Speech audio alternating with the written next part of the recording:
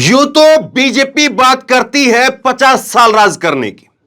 यूं तो अमित शाह कहते हैं कि 2047 तक राज करेंगे। नरेंद्र मोदी कहते हैं, लेकिन 2047 की तो बात छोड़िए, 2024 में क्या हाल होगा, यह सवाल अब मोदी के सामने आकर के खड़ा हो गया है। और मोदी के किस तरह से एक के बाद एक सारे दांव पैतरे उल्टे पड़ते जा रहे हैं, इस पर जरा बात करनी जरूरी है। आज दो बड़े फैसले आए सुप्रीम कोर्ट के अंदर से। कल कर्नाटक के अंदर वोटिंग हुई और उसके साथ साथ पुलवामा की बात करिए, उसके साथ साथ अब बात करिए जंतर मंतर पर बैठी महिला पहलवानों की बात करिए। देश के अंदर 2024 से पहले क्या क्या होने वाला है और क्या क्या हो रहा है, इस पर जरा अगर बात करेंगे, इसको जरा अगर गहराई से समझेंगे तो 2024 भी दूर दिखाई दे रहा है। मोदी के लिए 2024 भी दूर होता चला जा रहा है और 2024 में ही लुटिया ना डूब जाए, यह सवाल बड़ा खड़ा हो गया है। सबसे पहले बात करते हैं आज सुप्रीम कोर्ट से आए दो फैसलों की। सुप्रीम कोर्ट से आज सुबह सबसे पहले जो फैसला आया, दिल्ली को लेकर के फैसला आया। दिल्ली का बॉस कौन, दिल्ली में किसकी पावर रहेगी, दिल्ली में किसकी चलेगी, पिछले 8 साल से मोदी सरकार यही अपने आप को जो है वो तय करने में लगी हुई थी।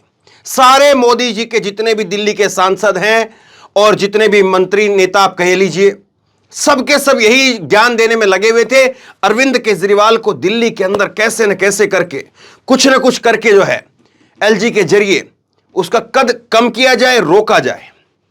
लेकिन आज सुप्रीम कोर्ट ने कहा दिल्ली में चुनी हुई सरकार है, विधानसभा है, उसको काम करने दीजिए, उसके काम में दखलंदाजी मत कीजिए, यह सुप्रीम कोर्ट ने कहा।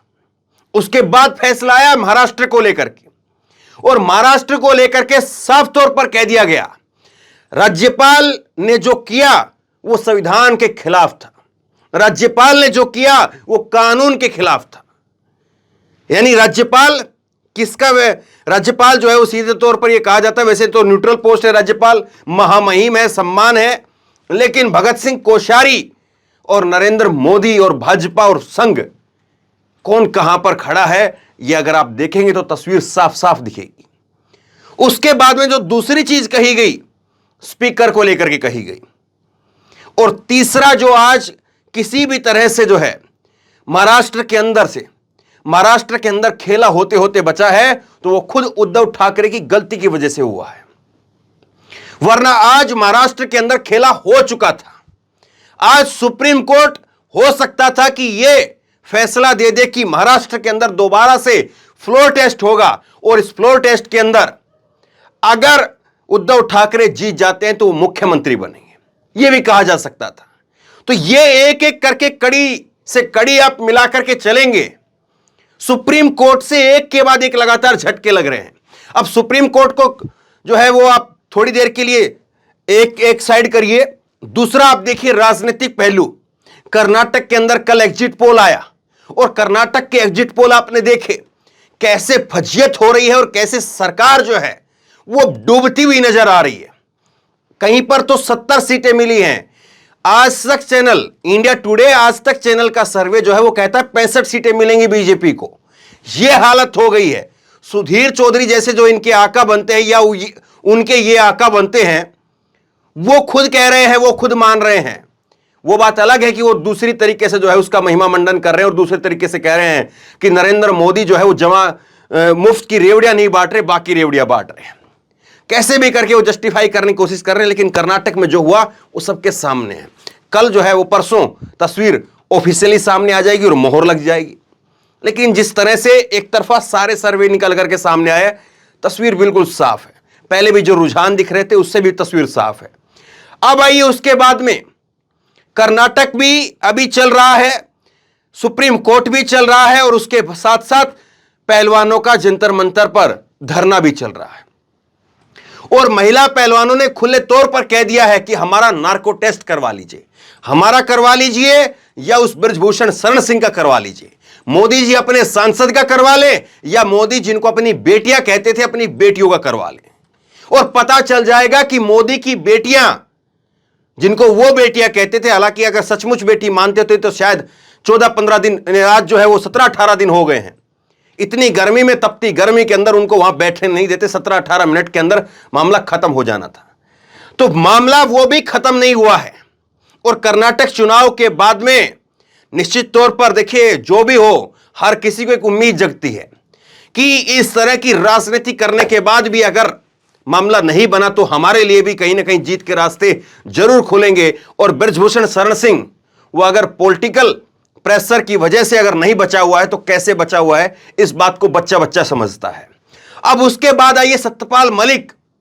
एक सीबीआई की, ईडी की रेड, जो सीबीआई की रेड जो है, ईडी की नहीं सीबीआई की रेड जरूर पहुंची है, लेकिन पुलवामा को लेकर के उनके सवाल, उनका उत्तर अभी तक नहीं मिला है।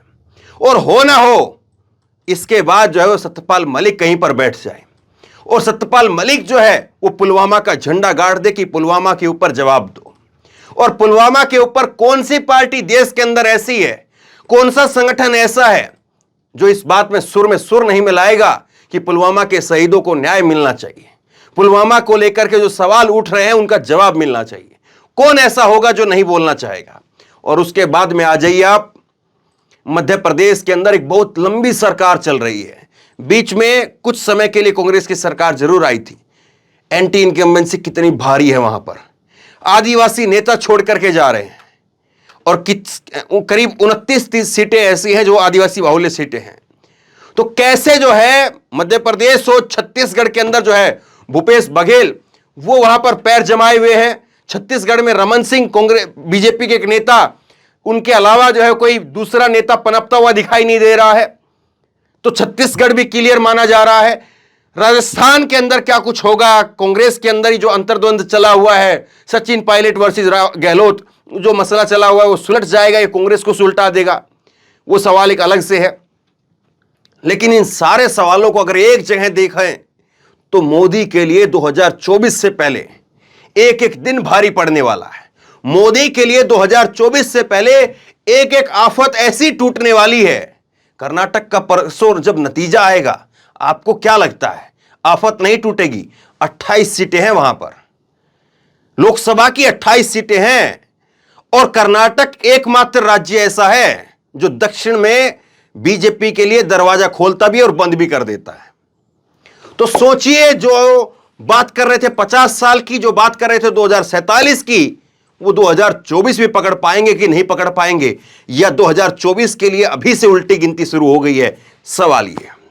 आप क्या सोचते हैं नीचे कमेंट बॉक्स में लिख करके मुझे जरूर बताइए। इस वीडियो को खूब शेयर कीजिए और इसी तरह की तमाम खबरों के लिए ऑनलाइन न्यूज इंडिया सब्सक्राइब कीजिए। साथ में जो बेल आइकन है घंटी, उसको जरूर दबाइए ताकि जैसी कोई खबर अपलोड करें उसकी नोटिफिकेशन सीधे सबसे पहले आपको मिल सके।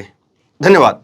इस खबर को अभी लाइक करें, शेयर करें, अभी चैनल को सब्सक्राइब करें और घंटी जरूर दबाएं।